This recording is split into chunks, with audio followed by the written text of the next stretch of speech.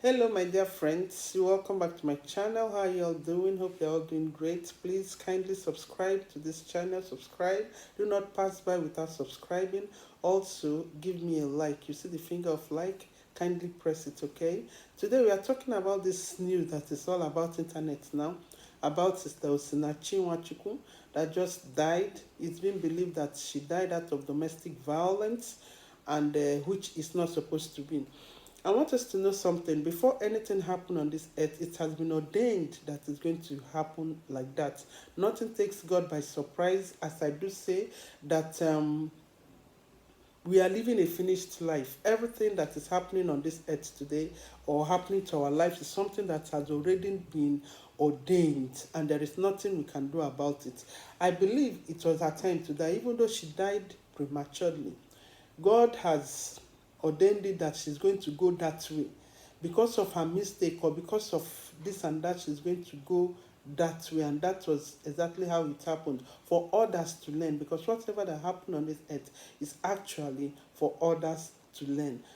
Though it is not, I'm not saying that God is happy that she died prematurely. No, that's not what I'm saying. But all I'm saying is that God is aware that it's going to happen like this. So this is how her life is supposed to end, and it has ended. I pray that that God will give the family the heart to bear the loss, and that's also a lesson for every one of us to learn from. Those of us who hasn't given us, those of you who has not given your life to Christ, really, you should know that it can be your turn tomorrow. It can be anybody's turn tomorrow. This earth is not our permanent home. Always stay prepared.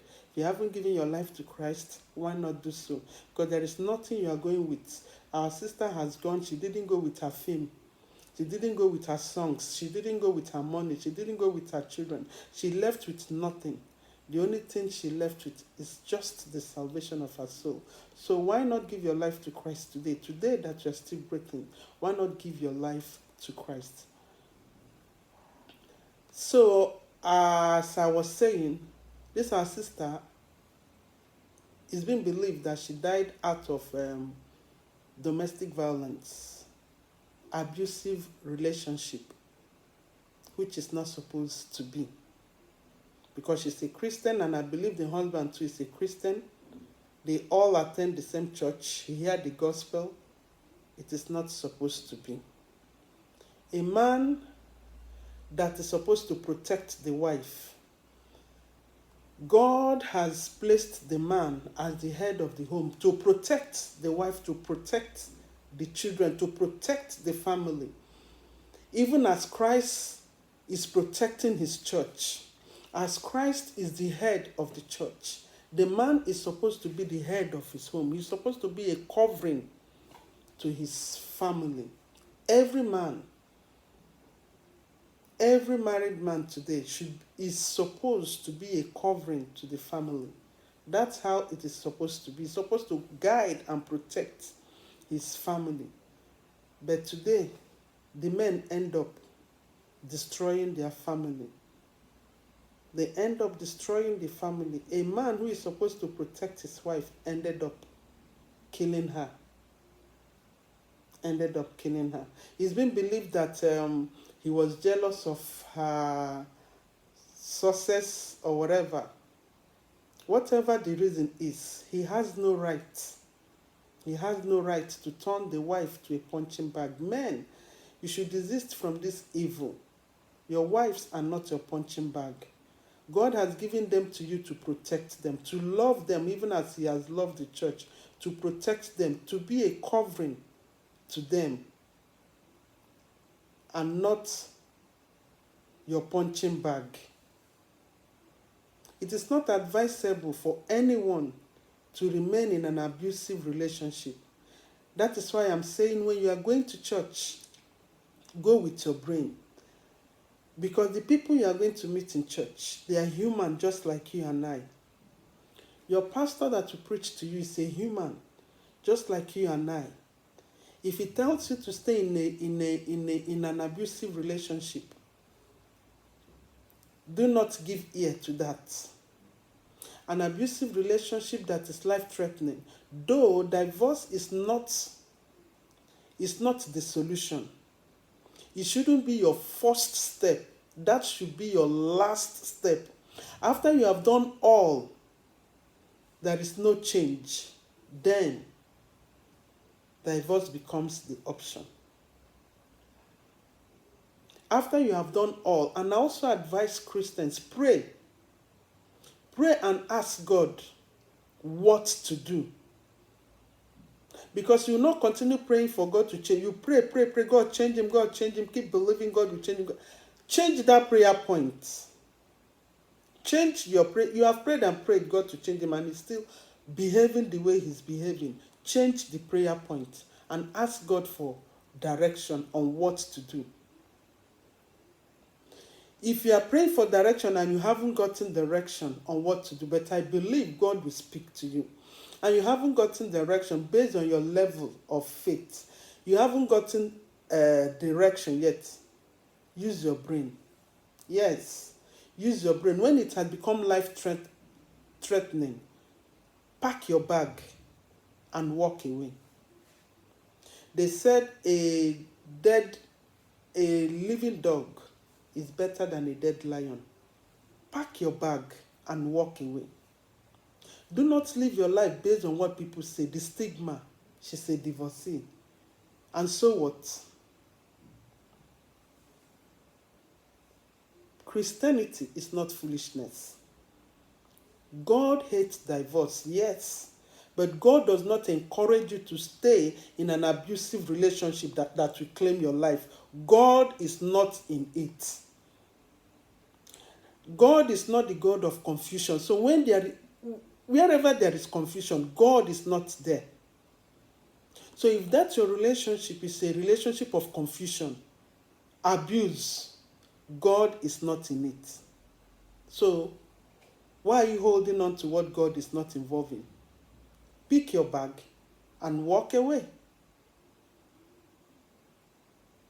I'll read a place for us in the book of Malachi chapter 2, and I will end with it. I don't have to stay long in this video because so many people don't have data, okay? So I'll read Malachi chapter 2 verse 13. I'll read verse 13. Let's see, my Bible. I read from Good News translation. So I read, it says, 13 says, this is another thing you do. You drown the Lord's altar with tears, weeping and wailing because he no longer accepts offering you bring him. You ask why he no longer accepts them. It is because he knows you have broken your promise to the wife you married when you were young. She was your partner, and you have broken your promise to her, although you promised before God that you will be faithful to her. Didn't God make you one body and spirit with her? What was his purpose in this? It was that you should have children who are truly God's people. So make sure that none of you breaks his promise to his wife. I hate divorce, says the Lord God of Israel. I hate it when one of you does such a cruel thing to his wife. Make sure that you do not break your promise to be faithful to your wife. You see God talking there?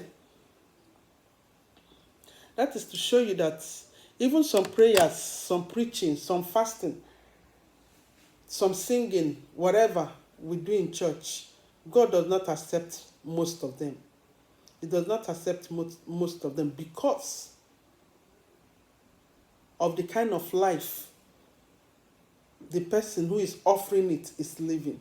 A man who has turned his wife to a punching bag, a man who maltreats his wife, goes to church and starts preaching. God is not in his preaching. Offers offering. God does not accept his offering. Pray as if heaven wants to fall. God is not in it. God hates injustice. God hates injustice. God hates violence. God is not in it. When you have become unfaithful to your wife, from you have a wife and you are jumping from another girl to another girl, from one girl to the other, your prayer, your fasting, your whatever, God does not accept it. God does not accept it. So you men in church, because these days we see so many things in church, happening in church, hiding under grace to commit all sort of atrocity. God is not happy over this kind of attitude. A woman you are supposed to protect, you end up turning her into your punching bag. I repeat, use your brain. When a marriage has become life-threatening, when you no longer find peace, when it's everyday war, please, before it gets too late, pack your bags and walk away. It is better you walk away alive than you walk away dead. Well, that is all I have for us. You can go to the book of Malachi and read chapter 2. Use the Good News for a better understanding, or another translation, because sometimes King James Version is very complicated. Use Good News for a better understanding. Read and think about yourself. And I repeat, and I end it here. Do not remain in a war zone called marriage because of what people will say. Your life is more precious than what people say. It is better to walk away alive than to walk away dead. Thank you and stay blessed. Please subscribe to my channel and give me a like. Bye.